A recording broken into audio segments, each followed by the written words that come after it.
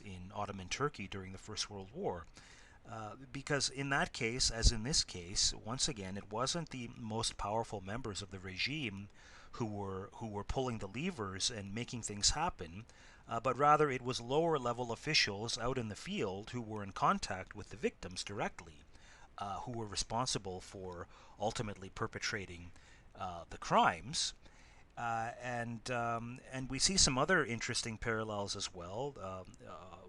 One of the most obvious of which, of course, is the trend of deporting victims from their places of residence to some other location where they would be murdered. We see that in the case of the Armenians, and we see it particularly after early 1942 in the case of the murder of the European Jews. So although the contexts of each of these genocides are different from one to the other, although the details are different, the victims are different, the perpetrators are different, one can still find threads of commonality, common threads between the two, as far as the methods and motives and manner in which these mass killings were carried through.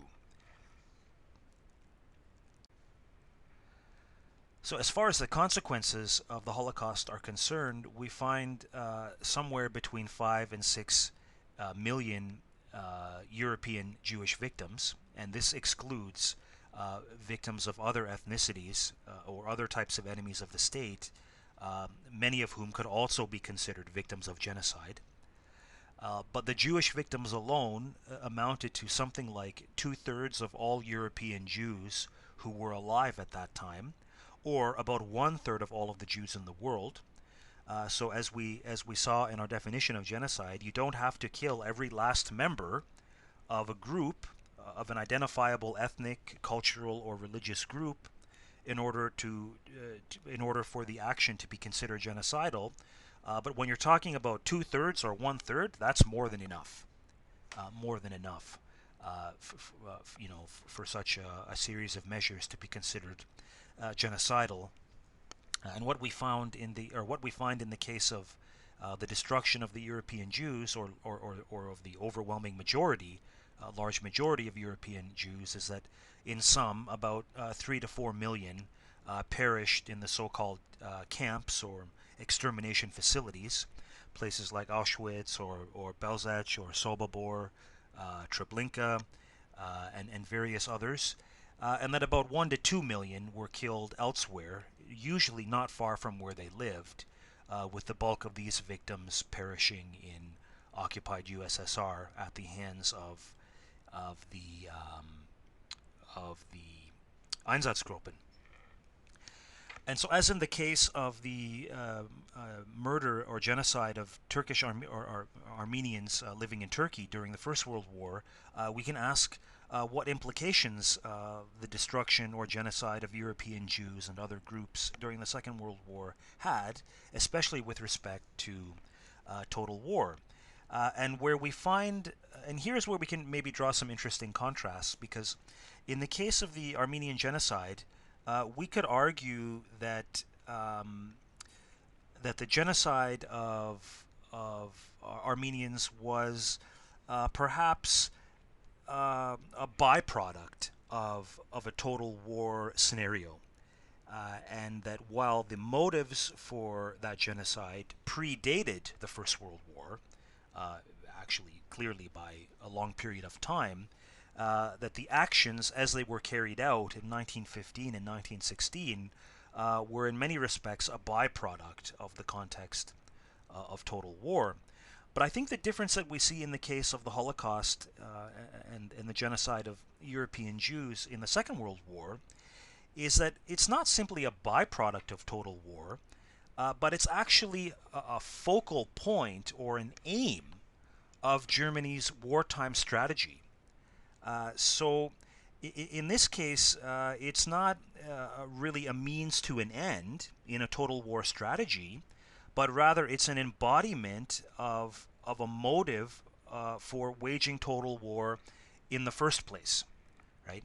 If the destruction of Armenians in the genocide of 1915 and 16 was a byproduct of total war, in the case of the Second World War, we find that the genocide of European Jews was actually a goal in a total war context. It was a premeditated objective. It was a reason for going to war in the first place, not a consequence of going to war, so much as we saw in the case of the Armenian genocide. So there is an important distinction to make in that case when we're looking at the overall picture of how these two major crimes fit into a total war context. Okay, we'll leave it there for now. Thank you. We're going to break our study of occupation down into a few components. During the first part of the lecture, we will look at occupation from the perspective of the occupying army or the occupying authorities. And mostly we will look in comparative terms at German policies of occupation in the First World War and the Second World War, although there is some reference to other occupying forces in that segment.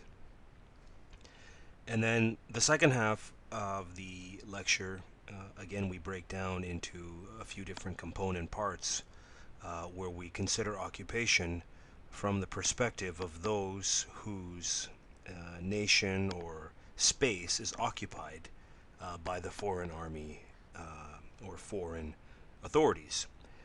But the reason we have to break this down into components is because we can consider the perspective of sort of ordinary everyday people living in the occupied territories or zones.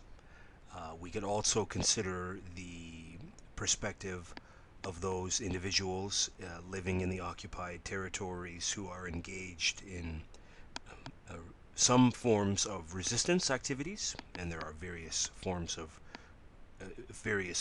and degrees of resistance. And thirdly, we can consider the perspective of those who are part of the occupied nation or society but are functioning from exile. And so here we're thinking specifically about governments of occupied lands who have been exiled, by the occupying armies, but continue to exert some influence or authority from their exile. So, for example, throughout the Second World War, Poland was occupied. For much of the Second World War, Poland was occupied, but there was a Polish government that functioned in exile from the United Kingdom. And we could find sort of similar examples in the case of the occupied Netherlands or Belgium or so forth. So there's also the fact of countries like the Soviet Union, which spend part of the war under partial occupation. In other words, the Germans did not overrun all of the Soviet Union, but large segments of it, and therefore the Soviet regime continued to function, and it continued to exert some degree of influence over what went on in the occupied zones, not from exile, but from the segment of the Soviet Union which was still under Soviet control. I'm sure that's all confusing enough. The point is that there are various stakeholders among those who are part of the occupied society. Some of those stakeholders may be physically present within the occupied territories, and some of them may be functioning from outside the occupied territories. And the reason that we have to make this distinction, or that I feel we should consider making this distinction, is because the moral and ethical considerations of resistance are going, I think we'll find, are going to vary depending on whether we're talking about the perspective of individuals living within the occupied lands who are part of the society that's occupied, versus those authorities usually who are functioning from without, from a sort of a position of exile. Okay. So to begin, I want to consider some of the experiences of occupation in the First World War from the perspective of the occupying nations. And in the First World War, virtually all of the wartime occupations of enemy territory that occurred were carried out by the Central Powers, principally Germany and Austria-Hungary, but also to a lesser extent Bulgaria.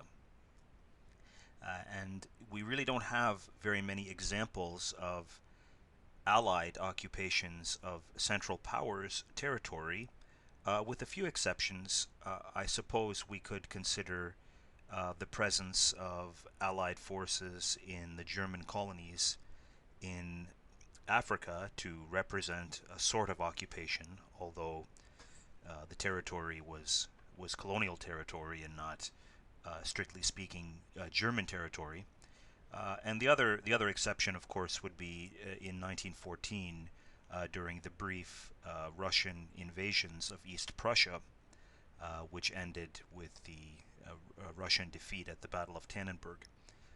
But we'll leave that aside for the moment and look at occupation from the perspective of the occupying forces. And I'm only offering a summary view here because I want to be able to contrast this experience with what happens in the Second World War to frame our analysis of some of the ethical and moral questions that will come up in the Second World War.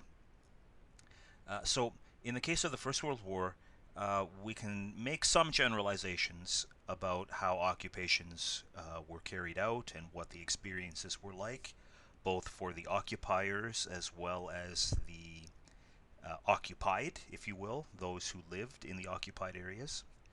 But it's very difficult because there are so many different variables at play and circumstances that it's hard to discern clear patterns. So I'll do my best to try to simplify things for our purposes. Broadly speaking, the Central Powers had two objectives in situations where they were acting as occupation forces in conquered enemy territory. One of these, of course, was to maintain order amongst the civilian population, right? To maintain some degree of order and normality, so that, to varying extents, individuals living in the occupied areas could sort of go about their daily business. But the second objective was to exploit, as fully as circumstances permitted, the resources of those occupied territories. And this could include the material resources, agricultural output, industrial output, as well as human resources. The Central Powers made extensive use of various types of forced labor, or what we may call sort of compelled labor. And this could take different forms. It could involve the outright deportation of workers from the occupied territory to some other place where their labor was exploited, for example, in factories in Germany. Or it could, and maybe more often than not, involve the exploitation of the labor of occupied peoples in situ, where they lived. And the most obvious situation where this would occur would be in the case of agriculture, where farmers in occupied territories would continue to practice their agriculture, but the occupying authorities would requisition a portion of the agricultural output. And as the war went on, the extent to which the occupation forces requisitioned agricultural output or other production, and the degree to which they were willing to exploit forced labor, increased as the circumstances that the Central Powers were facing in the war became more and more difficult.